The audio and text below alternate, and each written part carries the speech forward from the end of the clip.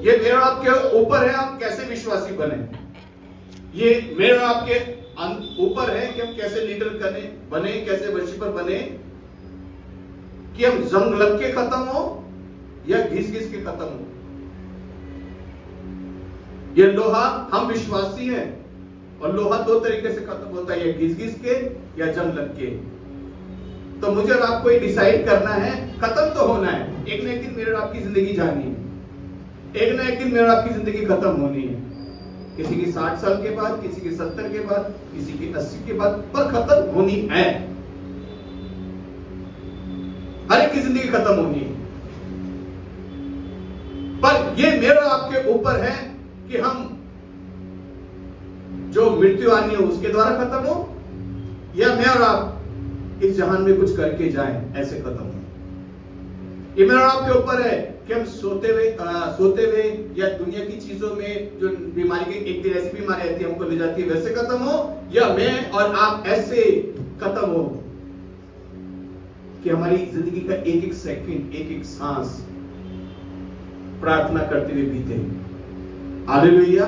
प्रार्थना करते करते खत्म हो या बीमारी के कारण खत्म हो, आराधना करते करते खत्म हो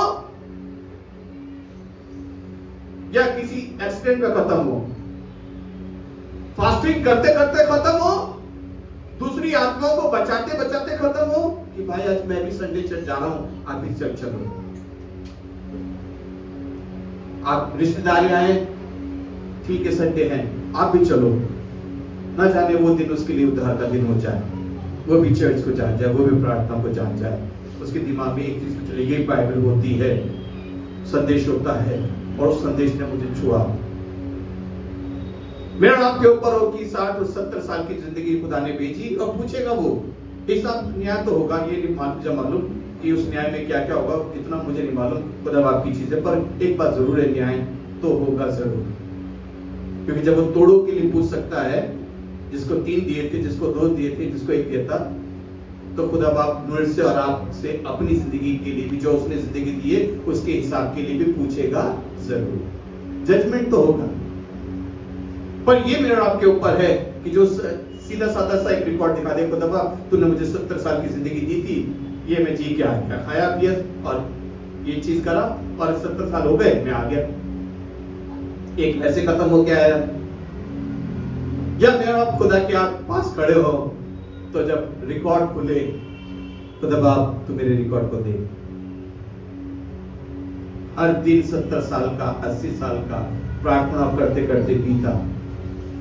छत्तीसगढ़ के लिए प्रार्थना करी, उड़ीसा के लिए प्रार्थना करी, पंजाब के लिए प्रार्थना करी, मैंने अपनी रिश्तेदारी में कोई बीमार पड़ा था उसके लिए प्रार्थना करी।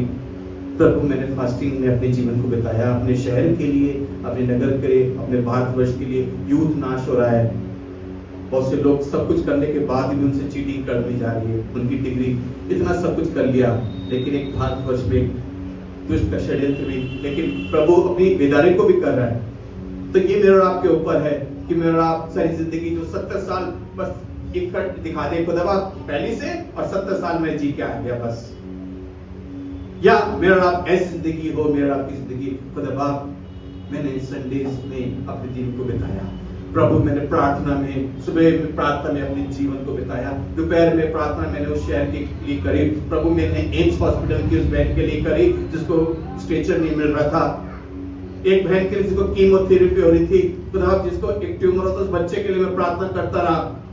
प्रभु मैं अपने पापा के लिए प्रार्थना करता रहा। एक लोहा वो है जो जंग लग के खत्म होगा, और एक लोहा वो है जो घिस घिस के खत्म होगा।